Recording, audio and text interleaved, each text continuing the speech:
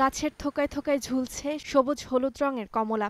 দেখে মনে হতে পারে বিদেশি কোনো বাগান, আসলে এটি চুয়াডাঙ্গার পোতারপাড়া গ্রামের কৃষি উদ্যোক্তা তরিকুল ইসলামের কমলার বাগান।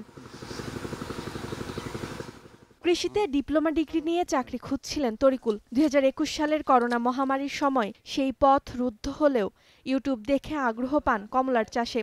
200টি চায়না 3 জাতের কমলা চারা কিনে 2 বিঘা জমিতে চাষ শুরু করেন। নিয়মিত পরিচর্যায় 3 বছরেই বাগান ভরে ওঠে ফলনে। দূর দূরান্ত থেকে অনেকেই আসে বাগানের টক মিষ্টি কমলার স্বাদ নিতে। এই লেবু যে দেখতে যেমন সুন্দর দেখাচ্ছে, এর স্বাদটাও আরো অনেক সুন্দর। ঠিক এইরকম ভাবে অন্যান্য ছেলেপেলে যদি নিজে উদ্যোক্তা হয়ে এইরকম বাগান ছাড়াও অন্যান্য কৃষিকাজে যদি তারা হাত দেয়, তারা উদ্যোক্তা হয়ে যদি কাজ করে, তারা কিন্তু তারা সফল হতে পারবে। তরিকুল জানান, চায়না জাতের এই কমলা চাষে প্রতি বিঘায় খরচ হয় 30,000 টাকা, প্রতি বিঘায় লাভ প্রায় 4 লাখ টাকা। প্রতি গাছে কমলা পাওয়া যায় 80 থেকে 100 কেজি। ইতোমধ্যেই কমলার বেচা বিক্রি শুরু হয়েছে। প্রতি কেজি কমলা বিক্রি হচ্ছে 100 থেকে 120 টাকায়। কমলা কিনতে বিভিন্ন এলাকা থেকে আসছেন পাইকারি ব্যবসায়ীরা। আজকে এটা চায়না 3 লেবু কিনতে আসছি, যেটাকে কমলা বলা হয়। পোতারপাড়ার 3 নিয়ে যাচ্ছি, ঢাকায় পাঠাবো। বর্তমান বাজারে আমাদের দেশের ফল হিসাবে যথেষ্ট দামও আছে বা চাহিদাও ভালো আছে। গত বছর 125 মন কমলা বিক্রি করেছিলেন তরিকুল। খরচ বাদে লাভ হয়েছিল 5 লাখ টাকা।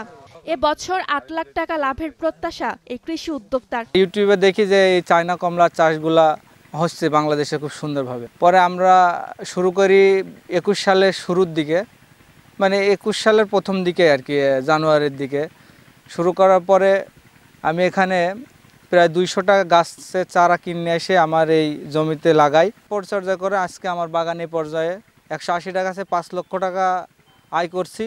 এবার আল্লাহর রহমতে অলরেডি আমার 6 লাখ টাকা বের হয়ে গেছে। আশা করা যাচ্ছে যে প্রায় 7-8 লাখ টাকা মতো হবে।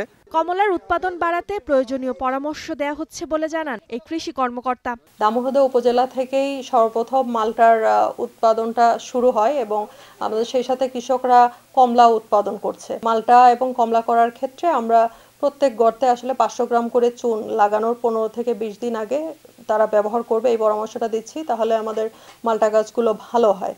তরিকুলের মতো এমন উদ্যোগ নিয়ে বেকার যুবকরা স্বাবলম্বী হওয়ার পাশাপাশি দেশের অর্থনীতিতে গুরুত্বপূর্ণ ভূমিকা রাখবে বলে আশা এলাকাবাসীর। Desk report, star news.